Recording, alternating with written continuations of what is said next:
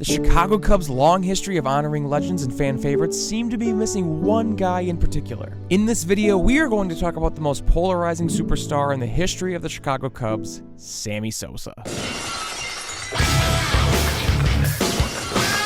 If you grew up a baseball fan in the 90s and 2000s, Sammy Sosa was one of the coolest names in all of sports. He seemed to be larger than life in Chicago with his towering homers, goofy antics, and of course, the greatest home run race in MLB history. However, Sosa was caught up in plenty of controversies, whether it was steroids or corking his bat, causing him to fall from the graces of being a fan favorite, and that still hasn't changed for a lot of Cubs fans in Chicago, including current Cubs owner Tom Ricketts. Ricketts came out and said in 2018 that Sammy isn't welcome back to the Cubs until he apologizes. With all of that being said, polarizing is clearly an understatement. Sammy always has and always will come with the good, the bad, and the ugly.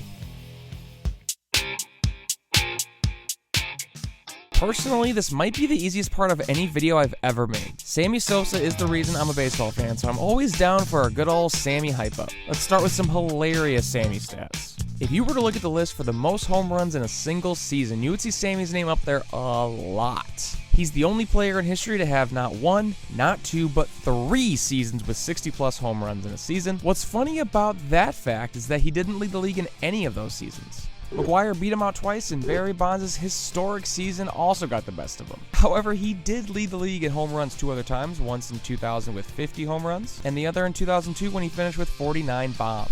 Speaking of bombs, let's talk about the greatest home run hitting exhibition these eyes have ever seen. In 2002, the Home Run Derby was at the brand new Miller Park in Milwaukee, and Sammy tried to break the stadium the best he could. He hit 7 balls over 500 feet. You heard that right. 7 baseballs went from Sammy's bat and traveled over 500 feet, including a ball that almost hit Bernie the Brewer and measured at 524 feet, still a record to this day. Just for reference, that's the distance of a 50-story building laying down on its side. He did end up losing the Home Run Derby to Jason Giambi in the finals, but he still put on the most electrifying show I've ever seen. Next time you find yourself at Wrigley North, look up at the slide and look at the very back wall panel and try to comprehend how a baseball can travel that far. Final thing that I want to highlight is Sammy during his peak.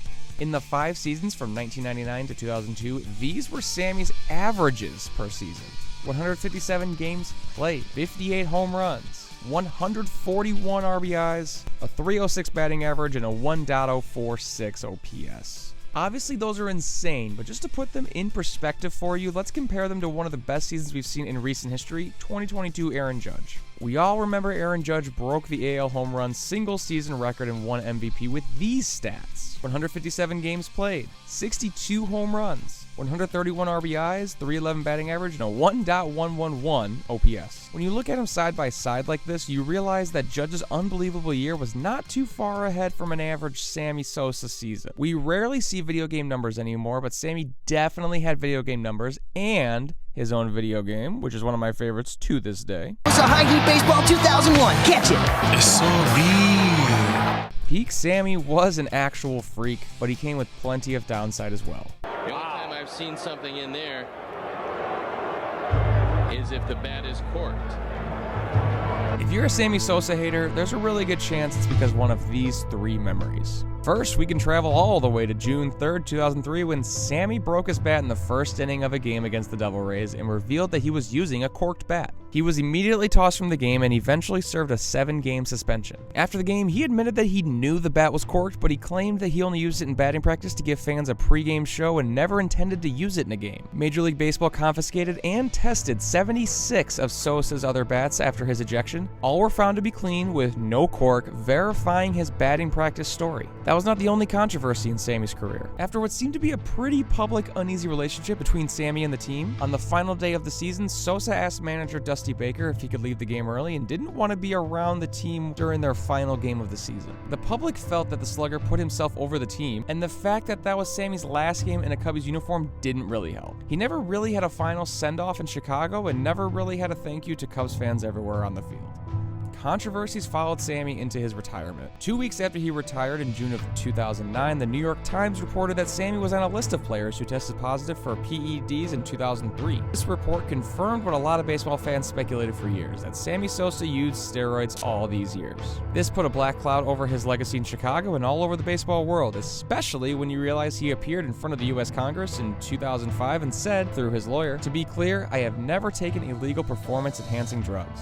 I have not broken the laws of the United States or the laws of the DR. I have been tested as recently as 2004, and I am clean." I can't tell you how many Sammy Sosa arguments in my life have led to the steroid era and has always rubbed me the wrong way.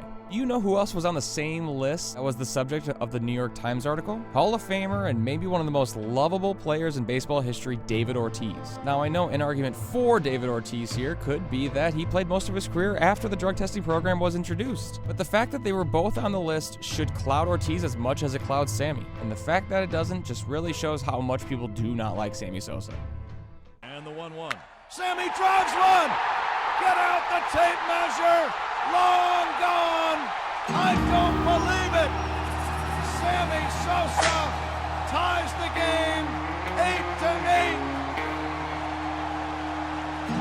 For the record, I don't give a shit about the steroid era. I guarantee you that an endless amount of players, both on the mound and in the box, were taking steroids at that time. Also, steroids were not illegal in Major League Baseball at the time. The only slugger that participated fully throughout the countless investigations was actually Frank Thomas. So he might be the only questionable player from that era that I actually believe did not take them. I do actually think that the rest of the players just weren't connected to the main investigations. There are even several players that made it to the Hall of Fame who were involved in PED rumors. And if the league was marketing its players for hitting home runs to the actual moon to help grow their sport, then the league is just as at fault as the players were. The ugly truth is that drugs have been in baseball for a long, long time. In fact, it wasn't too long ago that greenies were such a common pregame supplement that players would start their day off with greenies in their coffee on game day. In his book, Mike Schmidt admitted that amphetamines were openly available in almost every locker room he ever played in. At a drug trial in Pittsburgh in 1985, Dale Barra and Dave Parker testified that Willie Stargell and Bill Madlock dispensed greenies to their Pirates teammates. John Milner then told the jury that Willie Mays had a bottle of red juice, or liquid amphetamines, in his locker when they both played for the Mets. I guarantee if we could somehow get the truth, we would see countless Hall of Famers and legends that used some sort of drug at the time.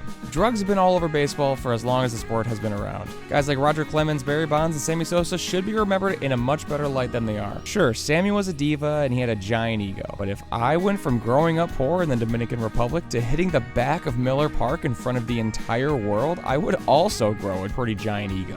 I love Sammy, and I think it's time that the Ricketts and all Cubs fans welcome him back to Wrigley Field with open arms. Can you imagine the pop we would have heard in 2016 if Sammy threw out a first pitch during that playoff run? Thank you so much for watching. Sammy Sosa is truly my favorite baseball player of all time. He just kicked so much ass, and even was an American patriot after 9/11. If you don't agree with anything I'm saying, I respect that. But I also think You have a big dump in your pants. if you've made it this far, hit the subscribe button for more Cubs content. I am bringing the heat in 2024 and want to make the absolute best videos I can in each video. I love you all, and I will see you in the next video.